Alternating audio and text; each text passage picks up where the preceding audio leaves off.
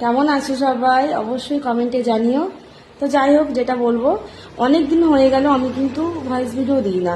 তো ইদানিং যেন তোমার ভিডিও করতে ভালো লাগে না, সত্যি কথা বলছি, একটুও ভালো লাগে না আমার ভিডিও করতে।